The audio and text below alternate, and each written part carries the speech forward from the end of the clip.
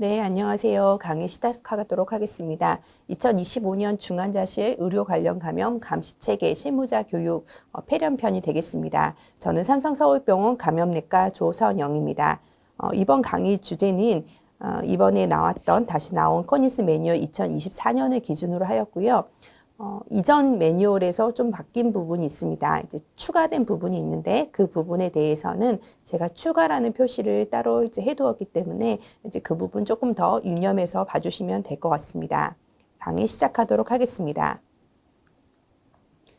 먼저 중환자실 의료 관련 감염이 대상이 무엇인지를 정확히 알고 있어야 되는데요. 폐렴에 관한 것만 아니라 이제 모든 중환자실 의료 관련 감염에 동시에 적용이 되는 부분인데 대상이 되는 것은 즉 감염 발생일이 중환자실에 입원하고 나서 3일째 이제 보통 뭐 입원 후 72시간 이런 게 아니라 칼렌더 데이로 3일째 혹은 그 이후에 해당하는 감염증이 되겠습니다. 즉 환자가 감염이 발생하면 감염 발생일을 지정을 해야 되겠죠. 그 지정일이 중환자실에서 입원하고 칼렌더데이 3일 이후부터 이제 해당이 된다라고 생각을 해주시면 됩니다.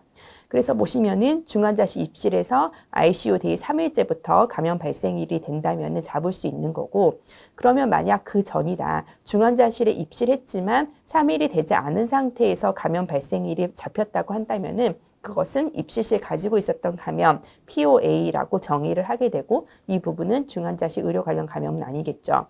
중환자실에서 퇴실을 했어요. 중환자실에서 퇴실을 했는데 하고 나서 이제 일반 병동으로 이실을 한 경우에 만약에 어떤 환자가 감염 발생이 했다. 퇴실을 하고 나서 한 이틀 후에 다른 병실에서 이제 감염이 발생했다라고 한다면은 퇴실 후 2일 이내에 발생한 감염증은 중환자실 의료 관련 감염으로 간주를 할 수 있습니다. 그래서 3일째, 입실하고 3일째, 퇴실하고 2일 이내 감염 발생일이 여기에 걸린다면은 그건 중환자실 의료 관련 감염이다. 이 부분을 이제 명확히 해주셔야 됩니다. 감시에 필요한 기본적인 용어 정의가 명확해야 되는데요. 먼저 7일간의 진단 기준 충족 기간이라는 부분을 꼭 알고 계셔야 됩니다. 이 부분을 이제 다시 한번 정의를 하면은 대부분의 감염 감시 기준 안에는 진단 검사적인 부분의 기준이 들어가 있습니다.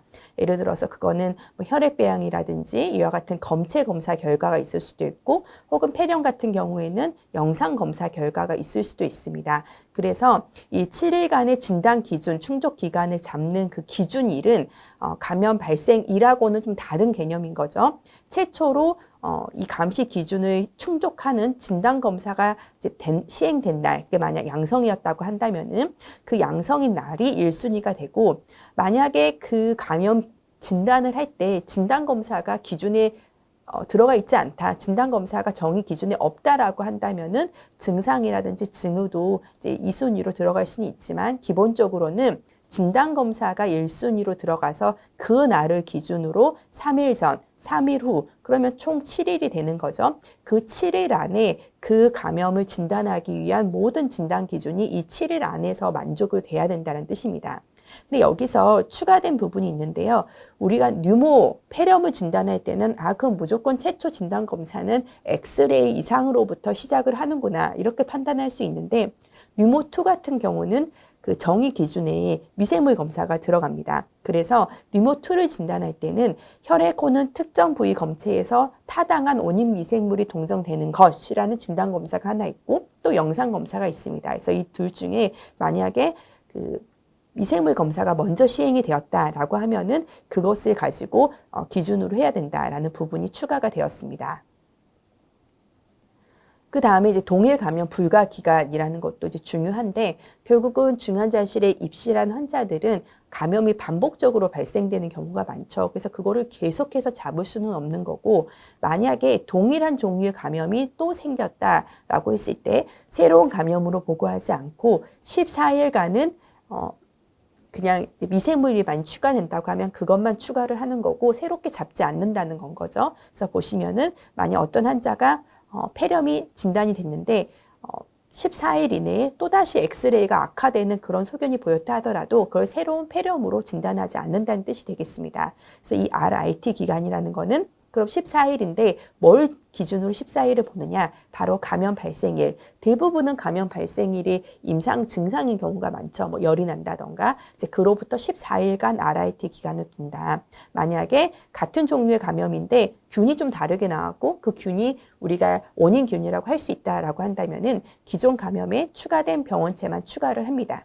그런데 이 의료 관련 감염에 대해서만 RIT를 추가하는 것이 아니라 기감염, POA에 대해서도 14일간을 적용을 하기 때문에 만약 어떤 환자가 중환자실에 입실할 당시에 폐렴이 있었다라고 하면은 그 감염 발생일을 보고 14일간의 RIT 기간을 주고 그 사이에 발생하는 폐렴의 악화소견 같은 것은 새롭게 감염으로 보고하지 않는다. 이제 이렇게 이해하시면 되겠습니다. 한번 이제 적용을 해보면요. 폐렴의 진단에 합탁한 영상 검사가 확인된 날이 보통은 진단 가능 충족 기간을 정하기 위한 기준점이 보통 될 겁니다. 보시면은 어떤 환자가 ICU 입실 4일째 체스트 이미지 흉부 엑스레이에서 폐침륜 소견이 보였다고 한다면은 만약 이 폐침륜 소견이 계속 이어지는 지속적으로 악화되는 의미 있는 폐침륜 소견이었다고 하면은 당연히 이 그래프에서는 이 날이 바로 진단 가능 충족 기간을 설정하기 위한 진단 포인트가 되겠죠. 그래서 이걸로부터 3일 위 그리고 3일 이후 이렇게 7일간을 IWP 진단 가능 충족 기간 7일로 보면 됩니다. 그래서 이 7일 기간 동안에 우리가 뉴모니아로 진단할 수 있는 진단 기준이 모두 만족하는지를 보는 거죠. 봤더니 폐침륜 소견이 있었고 그리고 이제 블러드 컬처에서 의미 있는 균이 있었고 열이 38도 이상이었고 또 새롭게 발생한 기침이 있었습니다. 이제 이 환자는 뉴모로 진단을 할 수도 있고 이제 상황에 따라서는 뉴모2로 진단을 할 수도 있겠죠. 보시면은 최초 진단 기준에 해당하는 날이 감염 발생일이 됩니다.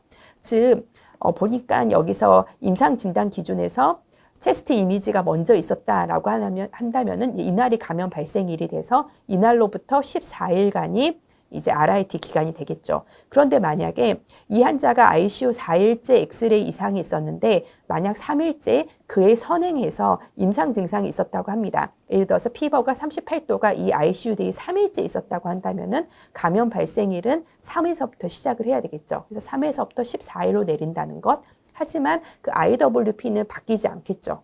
진단검사가 기준이 돼야 되니까 그렇게 이해하시면 되겠습니다. 이제 코니스 감시를 위한 폐렴의 분류를 보면은 이제 폐렴을 진단을 하는데 영상 검사가 기본이 되고 또 임상 증상이나 징후 그리고 진단 검사를 이제 고려를 해야 됩니다. 크게 세 가지로 나누는데요. 뉴모 1 같은 경우에는 미생물 검사 결과가 없다 하더라도 그 환자의 합당한 영상 검사가 있고 폐렴에 합당한 증상 징후가 있다라고 하면 임상적으로 정의를 내릴 수 있습니다. 뉴모2인 경우에는 영상검사와 증상 징후의 부분은 동일한데 여기에 진단검사, 미생물 검사적인 부분이 추가가 됩니다. 뉴모3의 경우에는 모든 환자에 대해 적용할 수 있는 건 아니고 면역 저하자에 대해서 영상검사와 증상 징후가 있고 진단검사까지 포함하는 개념이 되겠습니다. 그렇게 해서 뉴모1, 뉴모2, 뉴모3를 구분해서 이제 정의를 등록을 해주셔야 되는데 나중에 나오지만 이 환자는 뉴모 1도 되고 뉴모 2도 된다라고 하면은 뉴모 2를 우선으로 해서 등록을 한다는 부분은 또 다음에 나오게 됩니다. 만약 이 환자가 인공호흡기를 가지고 있었고 그 정의 기준에서 우리가 인공호흡기 관련 폐렴이라고 붙일 수 있다라고 한다면은 그 환자는 인공호흡기 관련 폐렴이 되겠죠.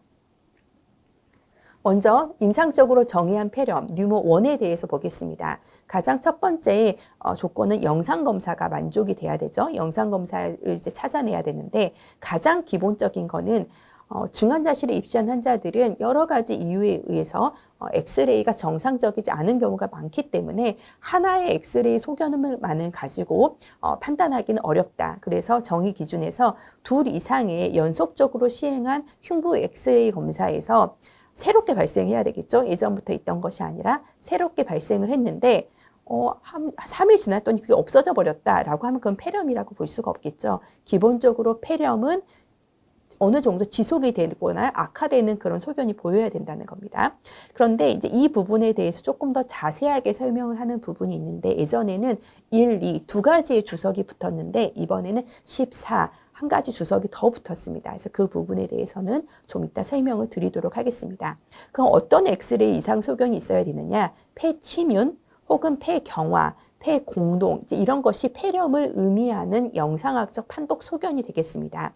근데 참조해 보면은 만약에 어떤 환자가 기저질환이 없다, 폐나 심장에 기저질환이 없다라고 한다면 기본적으로 엑스레이상 폐렴이 없다면 기본 엑스레이는 깨끗할 가능성이 높은데 그런 경우에는 한 번의 엑스레이 사진만 있다 하더라도 그게 폐렴에 적합한 소견이라고 하면은 영상 검사 기준에 만족할 수 있다. 이런 부분이 있습니다. 영상 검사에 대해서 굉장히 자세하게 나오게 됩니다. 둘 이상의 연속적으로 시행한 흉부 엑스레이에서 새롭게 발생해야 된다. 그리고 지속되어야 된다. 이 부분이 중요합니다. 넘어가 보시면 폐침윤의 A인데요. 어떤 환자가 ICU에 대의 7일째 폐침윤 소견이 있었고 의식 변화가 있었고 가스 교환 악화 소견, 수포음이 있었습니다. 그럼 이걸 뉴모 1, 임상적으로 정의한 폐렴이라고 기준할 수 있을 것이냐. 이 내용만 보면은 우리가 이제 정의를 내릴 수 있을 것 같은데 이 폐침윤이 아까 말씀드린 그 기준에 들어가는지를 봐야 되겠죠. 폐침윤 소견이 의심이 되는 경우가 많습니다. 예를 들어서 폐렴일 때도 폐침윤이 보이고 무기폐 혹은 흉막에 물이 찼다는 경우 혹은 폐나 심장이 안 좋으신 분들, 특히 심장이 안 좋으신 분들은 폐 부종도 폐침윤으로 보이게 되고 폐출혈이 있어도 침윤으로 보이게 됩니다. 그리고 폐경색이 있어도 폐침윤으로 보이기 때문에 이와 같이 폐침윤을 의심할 수 있는 소견이 폐렴 말고도 아주 많기 때문에 우리가 폐침윤을 진단을 하기 위해서는 2번 이상의 엑스레이 검사 결과가 필요하다. 이제 이 내용을 알고 계시면 되겠습니다. 이제 앞서 나온 내용에 대한 폐침윤 예시인데 이 환자가 보니까 데이 7일째 이와 같이 폐침윤 소견이 보였습니다. 그러면 과연 이걸 먼저 우리가 볼 때 뭘 평가를 해야 되느냐? 그래 그럼 이거는 이전에부터 보였던 소견은 아닌가? 봤더니 데이 4일째는 엑스레이가 비교적 깨끗했죠. 이건 새롭게 발생한 폐침윤 소견이라고 할 수 있겠다. 그럼 이거 하나만을 가지고 폐렴으로 진단을 내리느냐? 그거는 아니죠. 연속적으로 2번 이상 측정한 엑스레이를 보고 만약에 데이 7일째 이렇게 보였는데 데이 9일째나 10일째 갑자기 엑스레이가 깨끗해졌다. 그럼 그건 폐렴이라고 할 수가 없죠. 근데 이 환자 같은 경우에는 데이 9일째도 여전히 지속되는 소견을 보이기 때문에 영상검사 진단 기준이 충족을 한다. 이렇게 말할 수 있습니다. 그런데 만약 이 환자의 데이 7일째 엑스레이 소견이 이와 같았고 그 전에는 보이지 않았던 소견이다. 그럼 데이 7일째 엑스레이 소견은 의미가 있는 건데 만약 데이 9일째 엑스레이가 굉장히 깨끗했죠. 이틀 만에. 이거는 폐렴이 치료됐나? 이런 개념이 아니죠. 이렇게 깨끗해질 수가 사실은 없죠. 이건 아마도 폐 부종이었을 가능성이 높은데 그래서 폐침윤 새롭게 발생했지만 지속되지 않는다면 영상검사 진단 기준이 충족하지 않습니다. 그래서 똑같이 폐침윤이 보였다 하더라도 그 이전, 그 이후 검사 소견에 따라서 폐렴이 진단될 수도 있고 진단되지 않을 수도 있다는 부분을 알고 계시면 되겠습니다. 이제 결정적인 한 장의 영상 소견이 무슨 이야기냐, 어떤 의미냐면은 예를 들어서 어떤 환자가 폐 공동이 보였다. 이거는 굉장히 폐렴을 시사하는 소견이라는 거죠. 예를 들어서 다른 걸로는 이걸 설명하기가 힘든 거다. 이렇다면 이게 하나만 있어도 만족을 할 수 있다는 겁니다. 그리고 이와 같은 폐경화 소견, 이건 약간 이 옆 자체를 다 침범하는 그런 폐렴 소견인데 이와 같은 컨설리데이션이 보여도 우리가 폐렴이라고 진단을 할 수 있다. 이런 내용이 되겠습니다. 추가된 내용이 있는데요. 이 추가된 내용에 대해서 보시면은 내용을 읽어보시면은 새로운 내용이 추가가 됐다라기보다는 조금 더 우리가 폐렴을 진단을 할 때 명확하게 이제 우리가 판단할 수 있도록 이제 도움을 주기 위해서 추가가 된 부분입니다. 두 가지로 나누어 본다고 하면은 기저 폐질환이나 심장 질환이 없는 환자라고 하면 영상 검사가 하나만 있어도 그 소견이 아까 말씀드린 것처럼 굉장히 확정적인 소견이면 영상검사 기준을 충족을 할 수가 있습니다. 하지만 기본적으로 기저질환이 없는 환자라고 하더라도 영상검사가 1개 이상 있다.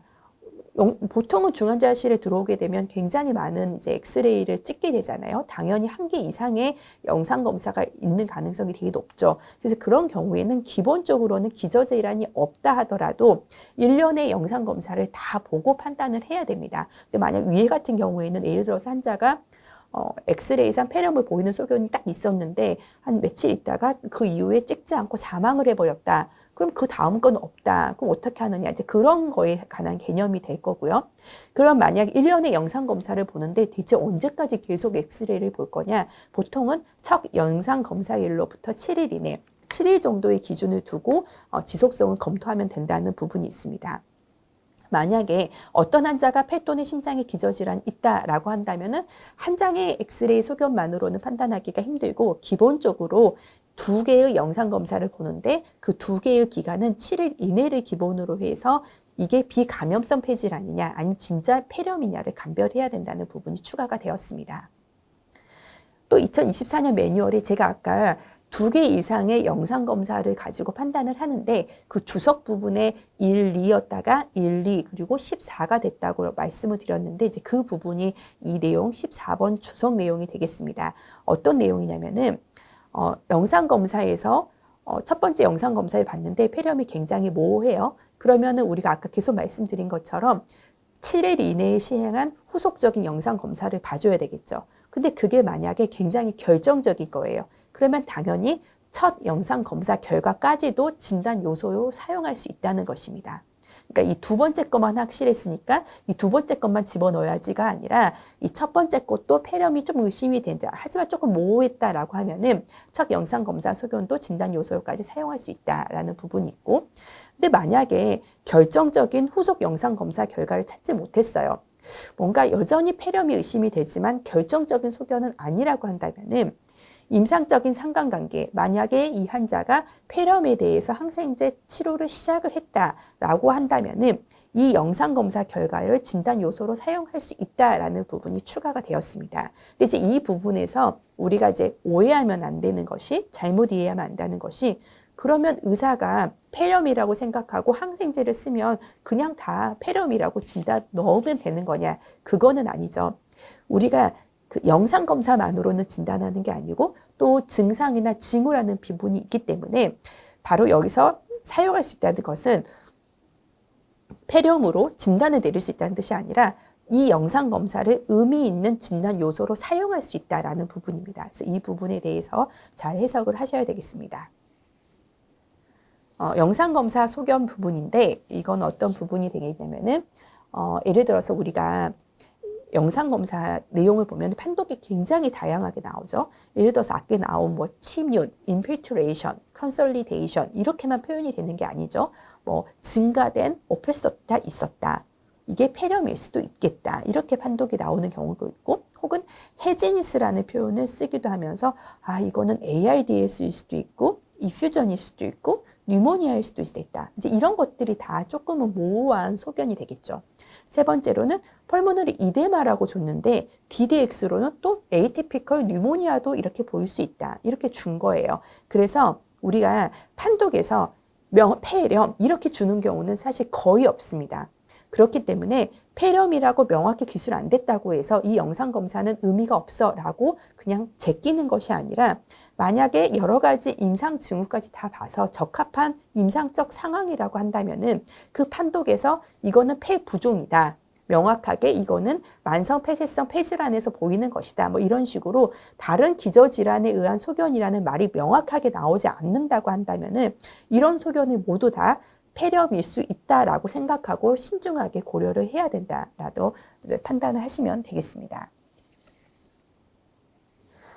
임상적으로 정의한 폐렴 이번에 증상 징후평을 보시면은 이 부분은 이제 계속 서베일런스 하시다 보면 이제 자동적으로 많이 외워지는 부분이죠. 열인데 38도 이상이라는 거, 이 정의를 이제 자기 마음대로 이제 적용하면 안 되는 거죠. 38도 이상, 그리고 백혈구 감소, 백혈구 증가, 백혈구 증가 같은 경우는 12,000 이상이 되어야 된다. 70세 이상이라면은 의식 변화도 증상이라고 할 수 있다라는 부분이 있고, 그 다음 부분이 있는데 이런 부분도 대부분은 다 그러니까 주관적으로 판단하지 않도록 다 정의 기준을 넣어둔 거예요.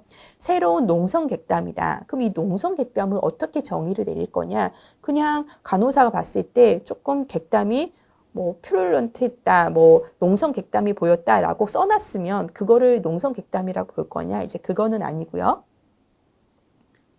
보시면 농성 객담의 정의 기준은 환자에 대해서 우리가 이제 객담에 대해서 객담 배양 검사를 하게 되면은 기본적으로 어떤 균이 잘한다, 어떤 균이 잘하지 않는다만 나오는 게 아니라 이 객담에서는 상피세포가 몇 개가 보이고 뉴트로필 혹은 WBC가 몇 개 정도 보였어요 라는 정보를 같이 주게 됩니다. 그거를 보고 농성 객담인지 아닌지를 판단을 하셔야 됩니다. 기본적으로는 이게 객담이라고 하려면은 평평상피세포는 적게 나와야 돼요. 평평상피세포가 많이 나온다는 뜻은 객담은 필연적으로 컨타미네이션이 될 수밖에 없죠. 왜냐하면 입을 걸쳐서 나오는 거기 때문에 아무리 우리가 석션을 한다 하더라도 즉 평평상피세포가 많이 나오면 이건 오랄 컨타미네이션을 의미를 하게 되고 다액 호중구가 많이 나왔다는 건 이제 농성이다, 염증이 있다라는 걸 뜻하는 거죠. 그래서 일단은 이 평평상피세포가 뭐 10개 이상이 돼버린다라고 하면은 모두 다 이제 이거는 객담이라고 할 수가 이제 없는 상황이 되는 거고, 이제 나머지 2개가 의미 있는 객담인데 보면은 평평상피세포는 10개 이하인데 WBC가 몇 개 안 나왔어요. 그럼 이거는 객담은 객담이야. 제대로 뱉은 거는 맞는데 이거는 농성 객담은 아니야. 이렇게 판단을 해야 되고, 우리가 정의 기준에 사용을 하는 농성 객담은 평평상피세포가 10개 이하로 나오면서 WBC는 25개가 나올 때 그룹 5로 이건 농성 객담이다. 이렇게 정의를 할 수 있는 것입니다. 그런데 병원별로 이 농성 객담을 아까 보여드린 테이블처럼 다 보고하는 게 아니죠. 조금씩 달라요. A병원 같은 경우에 봤더니 우리가 이게 기관지 흡입을 한 것 같은데 봤더니 WBC가 1개 미만이고 에피세리얼 셀, 이게 상피세포가 되겠죠. 상피세포는 1개에서 9개다 봤더니 어때요? 에피세리얼 셀이 굉장히 조금 나왔죠. 근데 WBC도 얼마 안 나왔어요. 그럼 이거는 객담은 객담인데 뭐 농성 객담은 아니다. 이렇게 이제 우리가 판단을 해야 되는 거예요. 보는 사람이. 이제 B병원 같은 경우에는 조금 더 친절하게 줬네요. 이 객담 검체에 대해서 적정성을 평가해 준 거예요. 이건 업셋터블해요. 이거는 적절한 객담이에요. 하지만 그 말은 농성 객담이라는 뜻은 아니죠. 객담이라는 뜻인 거예요. 보면은 이 환자는 객담의 적정성을 어떻게 평가를 하냐면은 일단 상피세포가 적게 나온다. 이제 이렇게 되는 경우죠. 그리고 WBC에서는 또 적게 나왔다. 근데 너무 적게 나온 거죠. 그래서 이런 부분에 대해서는 업셋터블 하다라는 건 농성 객담이라는 뜻이 아니라 적절하게 잘 받은 객담인데 WBC 숫자를 가지고 농성 객담인지 아닌지를 판단을 해야 된다는 부분입니다. 이제 C 병원 같은 경우에는 보면 이제 그룹, 아까 보여준 테이블에 나온 그룹으로 보여졌네요. 상피세포는 적다, 이제 WBC도 적다. 그래서 이거는 적절한 객담이기는 했는데 농성 객담은 아니다. 이런 뜻이 되니까 잘 판단을 하셔야 됩니다. 검사실마다 이와 같이 객담 보도가 다 다르기 때문에 만약에 우리가 봤을 때 이 매뉴얼에 나온 대로 해석이 불가능한 경우에는 검사실하고 이야기를 해서 우리는 이렇게 정의를 내리는데 우리가 그 검사실에서 리포트하는 결과를 어떻게 우리가 판단하면 될지를 미리 이제 이야기를 해보셔야 되겠죠. 예를 들어서 다액 호중구다, 뉴트로필인데 WBC로만 보고된다. 대부분 그런데 이제 그런 경우에는 WBC를 뉴트로필로 이제 간주를 하면 된다는 부분. 그리고 아까 나온 것처럼 뭐 10개, 25개가 아니라 그냥 뭐 헤비하다, 레어하다 이렇게 보여준 건 어떻게 할 거냐. 이제 그런 경우에는 아까 말씀드린 것처럼 뭐 25개 이상이라고 판단할 수 있는 거고, 뭐 레어하다 그랬다면은 아주 조금 나왔다는 뜻이니까 이거는 적절한 객담이다. 또 이렇게 평가를 할 수가 있겠죠. 그래서 이와 같은 부분은 검사실하고 이제 논의를 해가지고 결정이 되어야 된다. 이제 이런 부분입니다. 임상적으로 정의한 폐렴에서 이제 농성 객담은 됐고, 객담 양상의 변화와 비노 부분, 그 가스 교환 악화라는 부분이 있는데, 이 객담 양상의 변화라는 뜻은 색이나 밀도, 냄새, 양의 변화입니다. 그래서 간호사 기록을 잘 보셔야 되겠고, 5번의 비노흡은 기준이 있습니다. 성인에 대해서 분당 25회 이상 초과하는 호흡수를 보였다면 비노흡으로 정의 기준으로 사용할 수가 있겠습니다. 다음은 환자가 우리가 보통 산소 포화도를 보죠. 세츄레이션이 얼마였다 이런 식으로 기록이 되어 있는데, 우리가 앞서 볼 때 그 동맥혈 산소 포화도를 봐야 되기 때문에 이제 이 정의 기준이라는 것은 어떻게 해야 되냐면 ABGA 결과가 있어야 돼요. ABGA에서 PaO2가 나오게 되죠. 그래서 그거를 FiO2로 나눈 값, 이 나눈 값을 정의 기준으로 사용을 할 수가 있는 거지 단순히 뭐 세츄레이션이 떨어졌다 이제 이런 걸로는 기준을 사용하기는 좀 힘든 부분이 있습니다. 보시면은 FiO2는 보통 우리가 벤틸레이터를 하고 있으면 다 옆에 써 있잖아요. 뭐 FiO2 이렇게 뭐 FiO2 뭐 100이다, 뭐 80이다. 그런데 FiO2가 없는 경우가 있죠. 어떤 경우냐면 그냥 산소를 하고 있다, 나사 캐놀라를 하고 있다, 혹은 뭐 하이플로우도 사실 다 FiO2가 써 있기는 합니다. 그래서 뭐 나사 캐놀라 같은 경우에는 플로우만 나오죠. O2 4리터를 하고 있다. 그런 경우에는 이와 같이 다 FiO2로 변환할 수가 있기 때문에 변환을 해서 계산을 하셔야 됩니다.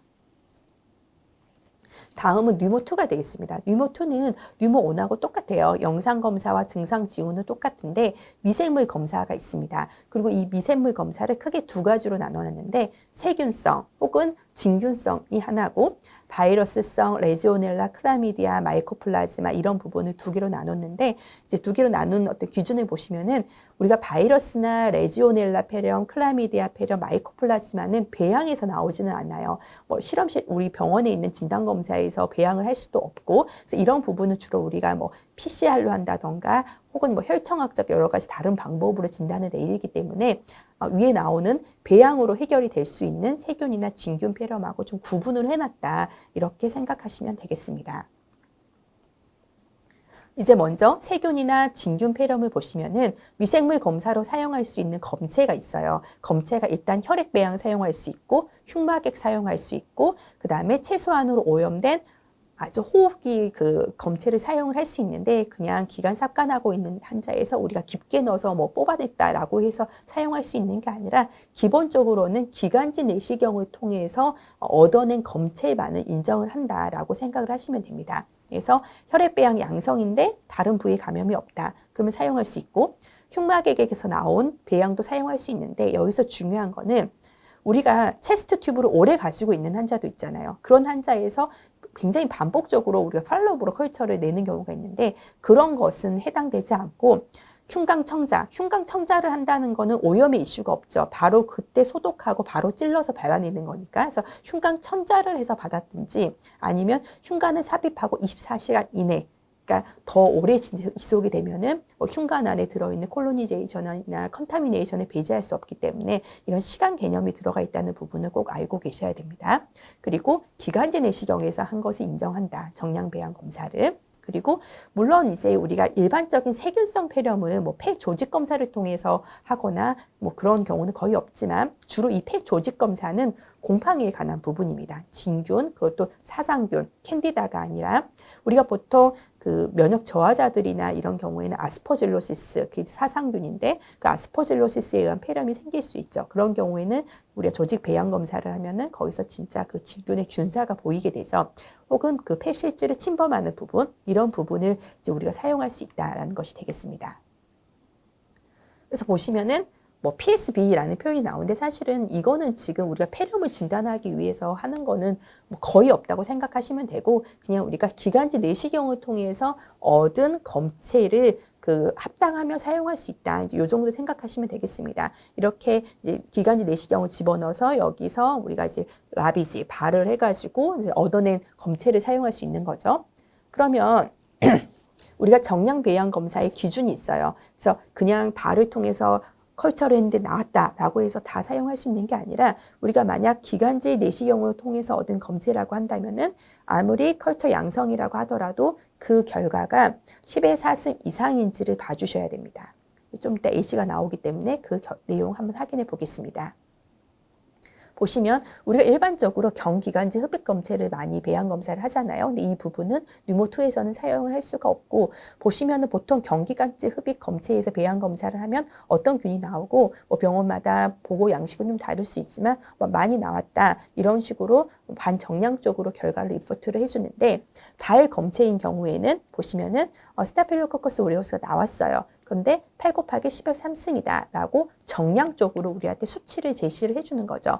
물론 균이 나왔지만 10의 4승 이상만 인정이 되니까 이 발 검체는 했다 하더라도 정의 기준으로는 사용을 할 수가 없겠습니다.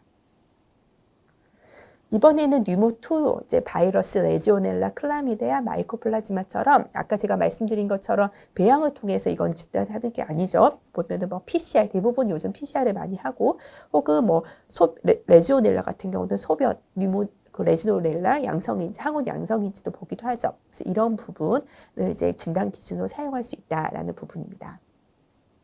보시면 요즘은 호흡기 분비물을 통한 PCR 검사를 굉장히 많이 합니다. 보면은 바이러스 그리고 박테리아 이제 또 마이코플라즈마 레지오넬라 같이 일반 배양으로 확인할 수 없는 부분을 PCR로 많이 하기 때문에 이런 부분은 우리가 다른 기준이 다 맞는다고 하면은 진단 기준으로 사용할 수 있다 이런 부분이 되겠습니다. 다음은 이제 뉴모3입니다. 뉴모3는 이 구성 자체는 뉴모2랑 비슷합니다. 영상검사, 증상징후, 미생물 검사라는 부분이 있는데 증상징후에서 조금 달라요. 앞에 나온 뉴모1, 뉴모2하고 다르게 아까는 열이라든지 혹은 뭐 백혈구 수치 이제 이런 것들이 있었는데 백혈구 수치가 보면은 없어요. 우리가 면역 저하 환자 ANC가 뭐 아주 낮은 환자들은 폐렴이 있다 하더라도 백혈구가 뭐 거의 뭐 100개, 200개 이렇잖아요. 그러니까 백혈구 수치는 이제 뺐다라고 생각을 하시면 되고 앞서 나온 거에서는 뭐 열과 백혈구 수치가 1개 이상, 그 아래쪽이 또 1개 이상 이랬다면은 통틀어서 하나 이상 있으면 된다라고 이야기를 한 거죠. 그리고 추가되는 부분은 객혈이나 흉막통이라는 증상과 징후가 추가가 되어 있다. 이 부분이 앞에 나온 뉴모1하고 뉴모2하고 좀 다른 부분입니다. 이제 미생물 검사 같은 경우에서도 당연히 뉴모2 검사 기준이 다 그대로 들어옵니다. 그런데 뉴모3에서는 미생물 검사에서 뭐가 추가가 되냐면은 캔디다 부분이 추가가 돼요. 기본적으로 캔디다는 폐렴의 원인일 가능성은 거의 없다라고 그냥 생각을 해주시면 되는데 면역 저하 환자에서는 캔디다가 혈액하고 호흡기 견체 두 개에서 다 나온다고 하고 일관되게 나온다고 하면은 이거를 인정해 줄 수 있다. 그러니까 단순히 캔디다가 호흡기 검체에서 나왔다, 뭐 발에서 나왔다고 해서 면역 저하 환자한테 인정해 주는 것이 아니라 혈액과 호흡기 검체에서 모두 나와줘야 된다라는 부분을 알고 계셔야 되겠습니다. 그리고 앞서 말씀드린 것처럼 발을 했는데 거기서 또 펑거스가 나왔다라고 해도 또 이것도 인정을 해줄 수가 있는 부분인데 이거는 사상균 부분이 되겠습니다. 그러니까 아스퍼질로시스가 발을 했는데 나왔다라고 하면은 아스퍼질로스는 뭐 기본적으로 혈액에서 배양이 되지는 않거든요. 그래서 사상균 경우에는 발을 해서 나오는 경우가 인정이 되는데 캔디다는 발에서 나왔다고 해가지고 그냥 인정해 줄 수는 없다 이런 부분입니다. 근데 면역 저하 환자도 우리가 이제 주관적으로 정의를 내리는 게 아니고 모두 다 정의 기준이 있습니다. 호중구 감소증 환자, 절대 호중구수 500개 미만, 그리고 여러 가지 혈액암들이 많이 있고, 에이즈 환자라든지, 그리고 이식을 받았다든지, 그리고 스테로이드를 고용량으로 사용을 했다든지. 근데 그 스테로이드 고용량도 기준이 아주 자세하게 나와 있기 때문에 여기 합당한지를 보고 면역 저하 환자인지를 판단을 해주셔야 됩니다. 면역 저하 환자 폐렴에서 앞서도 나왔고 강조를 해드렸는데 미생물 검사 부분 보시면은 캔디다 같은 경우에는 혈액과 호흡기 검체에서 다 나와야 되고 그런 검체 채취가 모두 다 이 IWP 진단 가능 충족 기간에 만족을 해야 된다는 부분을 알고 계셔야 되고 앞서 말씀드린 것처럼 발에서 나와도 인정을 해주는데 이건 캔디다가 아니라 캔디다나 이스트폼 이런 걸 제외한 진균 아스퍼질로시스를 인정해 준다는 뜻입니다. 세부 기준의 우선순위에 앞서도 말씀드렸지만 우리가 뉴모1이 될 수도 있고 뉴모3 둘 다 만족하는 경우가 있을 수 있잖아요. 그런 경우에는 뉴모3로 우리가 등록을 해주셔야 됩니다. 그래서 뉴모1이 됐는데 뉴모1은 사실 조금 정의 기준이 좀 간단하기 때문에 뉴모3보다 진단하기가 편한데 이 환자는 뉴모1이다 하고 끝내는 게 아니라 이 환자는 면역 저하자인데 뉴모3에 만족하진 않을까 하고 이제 한 번 더 봐주셔야 된다는 거죠. 그래서 만약 합당하면 뉴모3로 해주셔야 된다는 부분입니다. 다음은 이제 인공호흡기 관련 폐렴인데 앞서 다 폐렴을 진단을 했어요. 근데 이게 인공호흡기에 관련이 된 건지 아닌지를 이제 평가를 해주면 되는 건데 그것도 정의 기준이 있는 거죠. 인공호흡기를 이틀 초과를 하고 있어야 돼요. 이틀 초과해서 가지고 있어야 된다는 거. 그리고 감염 발생일에 인공호흡기를 이틀 이상 초과해서 가지고 있었거나 혹은 그 전날 이제 인공호흡기 뺐을 수도 있는데 그 전날까지는 가지고 있었다라고 한다면은 이거는 인공호흡기 관련 폐렴이라고 정의를 내릴 수가 있고 이 참조 부분을 보면은 그럼 인공호흡기를 어디까지 인정을 해줄 거냐? 인공호흡기라는 거는 기본적으로 인투베이션을 했거나 트라케오스토미를 가지고 있어야 되겠죠. 이제 그것에 대한 것이고, 그런데 만약에 우리가 뭐 CPAP이라든지 이와 같은 비침습적 호흡기구인데 우리가 이제 인투베이션을 해놓고 벤트를 붙이지 않고 이런 비침습적인 호흡기구를 붙였다. 그럼 이거는 인공호흡기냐, 인공호흡기로 간주를 한다는 부분입니다. 배부로 진단할 수 있는 기준, 아까 보시면 A, B, C, D 지점이 있어요. 먼저 벤틸레이터를 데이 1에 했습니다. 그러면 저희가 배부로 진단을 하려면, 인공호흡기 관련 폐렴으로 진단을 하려면 이틀이 초과가 돼야 되는 거죠. 이틀이 초과가 돼야 되기 때문에 2일에서 3일 사이에 발생한 이온 A 같은 거는 우리가 인공호흡기 관련 폐렴이라고 할 수가 없습니다. 그래서 B는 가능하다는 거고, 만약 벤틸레이터를 우리가 데이 6에 뗐는데 감염 발생일이 C가 있고 D가 있어요. 이런 경우에는 떼고 나서 그 전날 거는 된다는 건 거죠. 그래서 이제 진단할 수 있는 시점은 B하고 C만 합당하다. 이제 이렇게 다시 한번 정리하시면 되겠습니다. 이제 코니스 감시를 위한 폐렴 진단 시 주의사항이 굉장히 사실 자세히 나와 있기 때문에 이 부분은 한 번 좀 자세하게 이제 보시면서 이제 잘 정리를 해주셔야 되는데, 앞서 나온 것처럼 의사의 폐렴 진단만으로 부적합합니다. 영상검사, 그리고 증상과 징후 혹은 미생물 검사라는 그 카테고리를 다 만족을 해줘야지 의사가 그냥 폐렴이라고 생각하고 항생제를 썼다는 거는 폐렴이 아닌 건 거죠. 그리고 만약에 우리가 폐렴이라고 진단을 했는데 의사가 아니라고 한다 하더라도 그 정의 기준이 맞다고 한다면은 우리는 서베일런스로 이제 집어넣어야 된다는 부분이 되겠습니다. 물론 어느 정도 당연히 진단 그 임상 의사하고 소통이 있어야 되겠죠. 또 한 가지는 우리가 응급실에서 기관 내 삽관을 하다가 봤더니 진짜 그로스 아스피레이션이 된 거예요. 보통 의식 저하 환자들이 이런 일이 많죠. 기관 내 삽관 딱 하려고 봤더니 그로스 아스피레이션이 확인이 된 거예요. 그 다음에 폐렴이 생기면은 이제 어떤 문제가 있냐면 이 환자는 분명히 그로스 아스피레이션이 있었기 때문에 ICU에서의 감염 관리와 별개로 폐렴이 생길 수밖에 없는 환자라고 이제 생각을 할 수가 있는데, 그렇지만 그럼에도 불구하고 제시된 진단 기준에 맞고 감염 발생일이 중환자실 입실 3일 이후에 발생하는 그 정의 기준에 맞다라고 한다면은 이것도 폐렴으로 우리가 서베일런스 해야 된다라는 부분입니다. 또 한 가지는 뭐 폐렴은 굉장히 엑스레이가 뭐 악화됐다 호전됐다 이게 반복될 수 있는데 RIT 기준을 따라야 된다는 부분이고요. 또 우리가 어떤 미생물 검사 결과가 나왔을 때 그거를 진단 기준으로 사용하지 못하는 부분이 있습니다. 그래서 그 부분 정리하면은 우리가 객단 검사에서 노멀 레스피레이터리 플로라다, 그러니까 정상적으로 보일 수 있다는 거예요. 당연히 우리 호흡기 검체에서 균이 있겠죠. 그리고 뭐 믹스 되어 있다 이런 거는 컨타미네이션을 의미를 합니다. 그래서 어떤 균명을 준 게 아니라 이런 식으로 표현이 된 거는 우리가 진단 검사 기준으로 사용을 할 수 없다는 부분. 그리고 우리가 뉴모2에서 보시면은 이제 여러 가지 배양된 것들을 이제 우리가 진단 기준을 사용을 할 수가 있는데, 예를 들어서 캔디다, 이스트, 뭐 코아겔루스 네거티브 스타필로코커스, 엔테로코커스 이제 이런 것들은 기본적으로 폐렴의 원인균일 가능성은 낮습니다. 예를 들어서 객담에서 VRE가 나왔다. 그럼 이거는 폐렴이냐? 기본적으로는 사실은 아니라고 봐줘야 돼요. 그래서 객담에서 동정되면 일반적으로 폐렴의 원인균이 아닌데, 만약에 이게 그냥 객담에서 나오는 게 아니라 뭐 이런 경우는 별로 없겠지만 폐 조직 검사에서 나왔다. 혹은 흉막에 아까 말씀드린 것처럼 체스트 튜브를 넣는데 그 튜브에서 VRE가 나왔어요. 라고 한다면 원인균으로 볼 수 있다는 것이 되겠습니다. 또 한 가지는 우리가 뉴모2에서 혈액배양에서 분리된 것을 사용을 할 수가 있는데, 혈액배양에서 분리된 모든 걸 다 사용할 수 있는 건 아니고요. 혈액배양에서 캔디다, 코아귤루스 네거티브 스타필로코커스, 엔테로코커스가 동정이 되었다고 하면은 이거는 폐렴으로 인한 2차 혈류 감염으로는 간주를 할 수가 없어요. 그런데 만약에 이게 혈액에서도 나왔지만 폐 조직이나 흉막액에서도 동정이 됐고 또 뉴모2, 뉴모3 다른 진단 기준을 모두 이제 충족을 한다고 하면은 이거를 2차 혈류 감염의 원인이다라고 간주할 수 있다라는 부분이 추가가 조금 더 자세하게 나와 있습니다. 또 한 가지는 앞서 이제 나왔죠. 면역 저하 환자에서 캔디다 혈액에서 분리되면은 이제 뉴모3로 진단을 할 수 있는데 그냥 혈액에서만 나오면 안 되고 객담, 기관지, 흡입에 발 같은 거에서도 같이 나와줘야 된다는 부분 다시 한번 정리하시면 되겠습니다.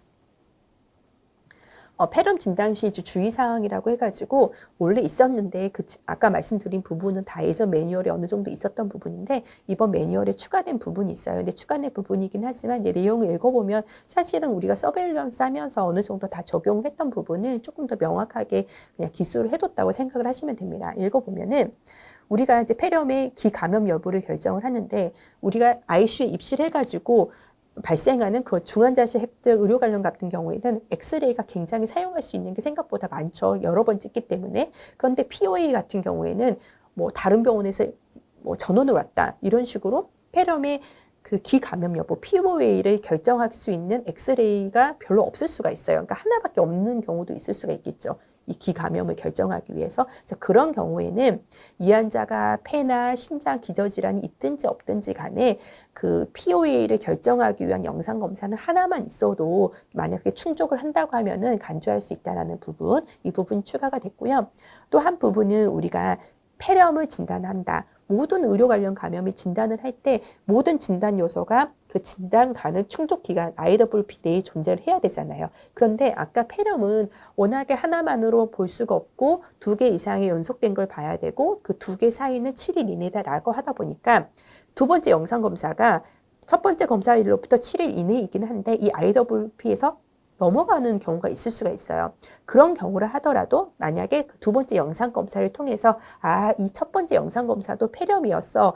이건 폐렴이었던 거야. 라는 게 이제 확인이 된다라고 한다면은 이 첫 번째 영상 검사일을 IWP에 충족이 되면 된다는 겁니다. 그러니까 두 번째 것까지 다 IWP에 이제 들어가지 않아도 된다는 거죠. 두 번째 영상 검사는 이 첫 번째 영상 검사를 판단하기 위한 하나의 어떤 도움을 주는 요소였다. 이렇게 판단을 하시면 된다는 부분이 되겠습니다. 반복적인 원내 폐렴 이제 보고 부분입니다. 이제 이 다음에 나오는 부분 다 A인데 예를 들어서 한 명의 환자에서 반복적으로 뉴모니아가 의심이 될 수가 있어요. 예를 들어서 데이 4일째 65세 남자가 중환자실에 왔는데 데이 4일째 이제 감염 발생일이어가지고 뉴모1으로 진단을 했는데 그럼 어떻게 되죠? 그때부터 14일간 이제 RIT 기간이 있는 거죠. 그런데 이 환자가 봤더니 기존 폐렴은 다 좋아졌는데 다시 데이 20일째 새로운 폐렴이 생긴 걸로 보이고 그건 뉴모2라고 진단을 할 수가 있는 거예요. 그럼 이거 뉴모2라고 진단을 할 거냐? RIT 기간을 가지고 판단을 하는 거죠. 데이 4로부터 RIT 기간은 데이 18일에 끝난 거죠. 그러면 이제 새로운 폐렴으로 이거는 보고를 해야 된다는 건 거죠. 즉 폐렴이 2개가 되는 거죠. 다음은 반복적인 원내 폐렴 보고 예시 부분이 되겠습니다. 보시면은 이 환자가 이제 데이 4일째 발열, 수포, 가스 교환이 악화가 되고 이제 이 소견을 가지고 폐렴이라고 진단을 했는데 이제 이후에 이제 해열도 되고 가스 교환도 호전이 되면서 호전되는 양상을 보인 것입니다. 넘어가 보시면은 그런데 다시 데이 20일에 악화되는 소견을 보였고 이 데이 20일의 소견은 두 번의 영상 검사를 통해서 의미 있는 폐렴이라고 이제 생각이 되는 부분입니다. 그래서 이거를 다시 폐렴으로 진단할 거냐 아닐 거라는 부분은 RIT 기념으로 생각을 하면 된다. 그렇게 정리하시면 됩니다. 다음은 반복적인 원내 폐렴 보고 부분인데 이제 비슷한데요. 보시면 이 환자는 데이 이틀째 감염 발생일이 있었어요. 그러면 이거는 이제 우리가 POA라고 진단을 해야 되겠죠. POA이고 이제 그렇게 해서 시간이 지났는데 쭉 봤더니 데이 10일째 또 다시 우리가 뉴모니아로 진단할 수 있는 폐 침륜 소견이 보이고 혈액 배양에서도 균이 자란 거예요. 그럼 이거를 우리가 폐렴이라고 세워 잡을 거냐 이 부분에 대해서는 우리가 중환자실 폐렴만 RIT를 적용하는 게 아니라 POA도 RIT 개념을 적용할 수 있다라고 맨 앞에서 말씀을 드렸죠. 그래서 이 부분은 만약 이날이 이제 감염 발생일로 했다고 하면은 우리가 이제 16일까지, 데이 16일까지 RIT 기간이 이제 성립이 되기 때문에 이 부분은 이제 우리가 새롭게 잡지 않고 RIT 기간이 포함이 되어 있기 때문에 보고를 하지 않는다. 이렇게 정리하시면 되겠습니다. 이제 몇 가지 예시가 있고 이 예시를 같이 한번 풀어보겠는데요. 중환자실 입실 4일째입니다. 열이 발생을 했고 흉부 엑스레이 혈액 배양을 했는데 흉부 엑스레이에서는 좀 의미 있는 소견을 보였어요. 폐침륜도 있고 또 이틀 있다 해본 곳 엑스레이에서도 이제 비슷하게 지속되고 악화되는 소견을 보였으면서 혈액 검사에서는 WBC가 29,000이고 열도 38도 이상이었으니까 이제 이 내용을 보면은 우리가 뉴모니아로 진단을 임상적으로 할 수도 있는데 보면은 배양 검사에서 혈액 배양 이날 이제 24일째 혈액 배양을 했는데 슈도모나스가 나온 거예요. 슈도모나스는 당연히 폐렴으로 진단할 수 있는 균이기 때문에 이런 경우에는 뉴모1이 된다 하더라도 뉴모2로 등록을 해주셔야 된다는 내용이 되겠습니다. 두 번째 이신데 70세 이제 투석을 하는 환자고 중환자실 8일째 열이 났고 흉부 엑스레이하고 쾌역 배양을 했는데 흉부 엑스레이가 의미 있는 침륜 소견이었어요. 그래서 봤더니 WBC도 29,000이고 근데 혈액 배양에서 앞서는 슈도모나스가 나왔는데 VRE가 나온 거예요. 근데 아까 말씀드린 것처럼 이 VRE에 대해서는 우리가 혈액에서 엔테로코커스가 나온 경우에는 이거를 이제 폐렴의 뭐 2차 혈류감, 이 혈류감염을 2차 혈류감염이다, 폐렴에 의한 것이다라고 뉴모2로 사용을 할 수가 없습니다. 그래서 이거는 그럼 이걸 폐렴이라고 못 잡냐? 이제 그거는 아니죠. 다른 소견들이 뉴모1을 만족하기 때문에 뉴모1으로 하고 그럼 이 혈액 배양에 대해서는 이 환자가 중심정맥관이 있다라고 하면 클랩시로 동시에 또 잡힐 수가 있는 부분이 되겠죠. 그래서 그렇게 하셔야 된다라는 부분입니다. 세 번째 부분은 30세 남자고 중환자실에 들어온 지 8일째 열이 났는데 애매해요. 체온이 37.6도인 거예요. 8도를 넘지 않았고 그리고 혈액검사에서 WBC가 9,000이에요. 그러니까 아까 진단 기준에서 12,000을 넘지가 않죠. 흉부 엑스레이에서는 새롭게 발생한 폐침륜 소견이 보이고 그다음 객담을 봤더니 이건 어떤가요? 봤더니 상피세포가 너무 많이 나왔죠. 그러니까 이거는 컨타미네이션 된 거기 때문에 농성 객담이 있다고 할 수가 없는 거죠. 그것도 배양에서는 캔디다가 나왔어요. 어느 것 하나 진단검사 기준에 정확히 맞는 게 없죠. 그래서 이거는 뉴모니아로 해당 안 되는 부분으로 우리가 이제 결정을 내리면 될 것 같습니다. 네 번째 이제 AC 부분이고 이게 마지막 부분인데 보시면 79세 남자고 흡인이 일어나서 중환자실에 입실을 했어요. 중환자실에 입실을 했고, 그러니까 POA가 있었던 거죠. 13일째 호전 냈는데 16일째 다시 폐렴이 악화되는 소견이 보였습니다. RIT 기간이 지났기 때문에 이거 이제 폐렴이라고 정의 내릴 수 있는 부분이 되겠고요. 보시면은 혈액검사에서 29,000개 폐침륜 악화되는 소견이 있었고, 또 농성 객담도 있었고, 이 엑스레이 소견도 계속 이제 침륜이 지속되어 있는 부분이 있습니다. 혈액 배양에서 봤더니 ESBL을 생성하는 K 뉴모니아가 나왔는데 이거는 우리가 폐렴으로 진단을 내릴 수 있는 균이 되겠습니다. 그래서 역시 RIT 기간 벗어났기 때문에 기존 POA 폐렴과 별개로 이건 폐렴으로 잡아야 되는 거고 뉴모1도 만족할 수 있지만 뉴모2가 만족을 하기 때문에 뉴모2로 우리가 등록을 하고 보고를 해야 된다라는 부분이 되겠습니다. 이상으로 제 강의를 마치도록 하겠습니다. 폐렴을 굉장히 진단하기가 좀 까다로운 부분이긴 한데요. 이제 이 서베일런스 그 매뉴얼 기준을 계속 보시고 적용도 해보시고 또 같은 실무 이제 부서원들끼리 함께 이제 논의를 해보시다 보면은 어느 정도 병원의 체계가 잡힐 거라고 생각이 듭니다. 이상으로 들어주셔서 감사합니다.